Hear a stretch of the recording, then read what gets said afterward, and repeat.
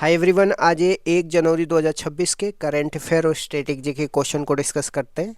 आज 1 जनवरी है और नव वर्ष की हार्दिक शुभकामनाएं मेरी तरफ से। आज की वीडियो थोड़ी लेट हो गई है।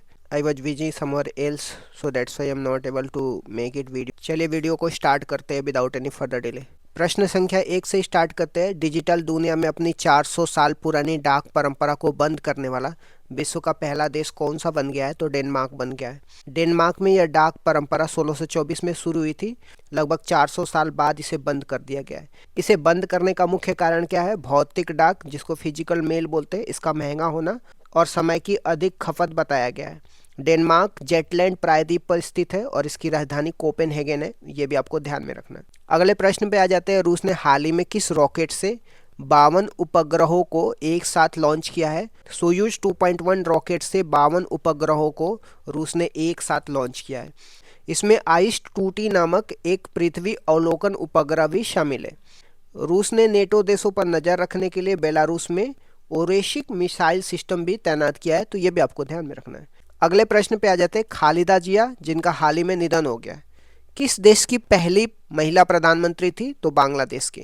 खालिदा जिया बीएनपी पार्टी की संस्थापक थी और 2 बार 1991 से 96 में और 2001 से 6 तक प्रधानमंत्री बनी रही।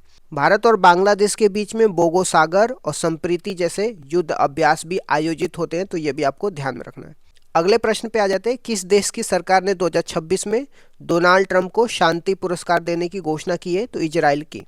ट्रंप यह पुरस्कार पाने वाले गैर इजरायली व्यक्ति होंगे। यह घोषणा इजराइल के प्रधानमंत्री बेंजामिन नेतन्याहू ने की है। वर्ष 2025 के नोबेल शांति पुरस्कार की बात करते हैं तो मारिया कोरिना मचाडो को मिला है। तो यह भी आपको ध्यान में रखना है। अगले प्रश्न पे आ जाते हैं। हुरुन इंडिया रिच लिस्ट 2025 के अनुसार भारत का सबसे अमीर प्रोफेशनल मैनेजर कौन बनी है?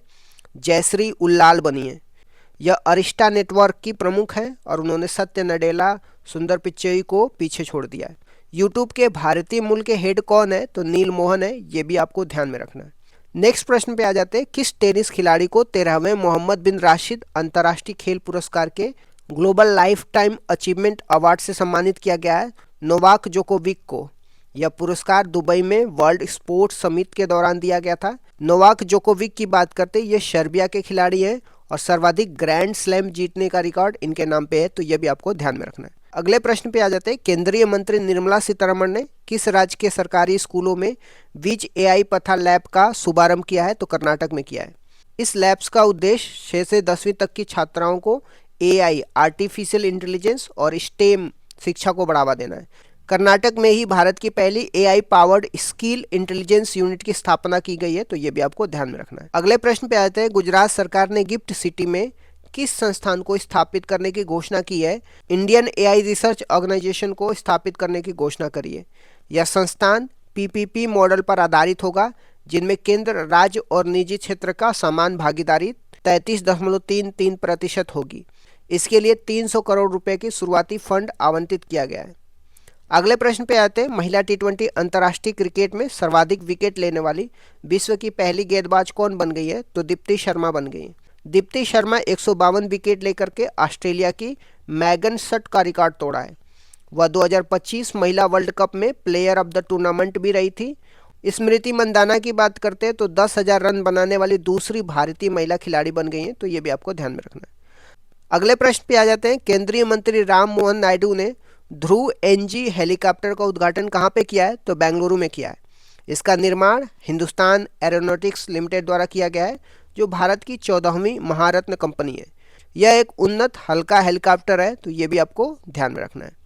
अगले प्रश्न पे आ जाते हैं। किस राज्य की सरकार ने मेडिकल शिक्षा शासन के लिए ई स्वास्थ्य संवाद डिजिटल प्लेटफॉर्म लॉन्च किया है? तो राजस्थान सरकार ने। इसे मुख्यमंत्री भजनलाल शर्मा के द्वारा लॉन्च किया गया ताकि मेडिकल कॉलेजों के प्रबंधन में बेहतर संवाद हो सके। राजस्थान अपनी वोटर लिस्ट को 100% डिजिटलाइज करने वाला पहला राज्य भी बन गया है। तो ये भी आपको ध्यान में रखना है। अगले प्रश्न पे आ जाते हैं। सुप्रीम कोर्ट ने हाल ही में किस अधिकार को अनुच्छेद 21 के तहत मौलिक अधिकार की घोषणा किया है? तो पासपोर्ट रखने और रिन्यू कराने के अधिकार को अनुच्छेद 21 के तहत मौलिक अधिकार की घोषणा किया है। महेश अग्रवाल केस में जस्टिस विक्रमनाथ और जस्टिस महीश की बेंच ने यह फैसला सुनाया है। इसके पूर्व में मेनका गांधी केस में विदेश जाने का अधिकार को मौलिक अधिकार बनाया गया था। ये भी आपको ध्यान में रखना है। अगले प्रश्न पे आ जाते हैं। 87 सीनियर नेशनल बैडमिंटन चैंपियनशिप में महिला एकल का खिताब किसने जीता है? तो सूर्य तामिरी जीती हैं। इस चैंपियनशिप का आयोजन विजयवाड़ा आंध्र प्रदेश में हुआ था, तो ये भी आपको ध्यान में रखना है। अगले प्रश्न पे आ जाते हैं। केंद्रीय मंत्री अमित शाह ने बटा द्रवाथान का उद्घाटन कहाँ पे किया है? तो असम में किया है। यह श्रीमद शंकर देव का जन्म स्थान है, जो नव वैष्णव धर्म के संस्थापक है।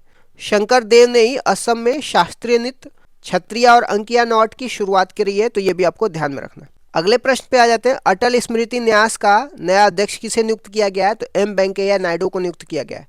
वो भारत के पूर्व राष्ट्रपति हैं और हाल ही में लखनऊ में राष्ट्रीय प्रेरणा स्थल बनाया गया है, जहां अटल जी की प्रतिमा को स्थापित किया गया है, तो ये भी आपको ध्यान में रखना है।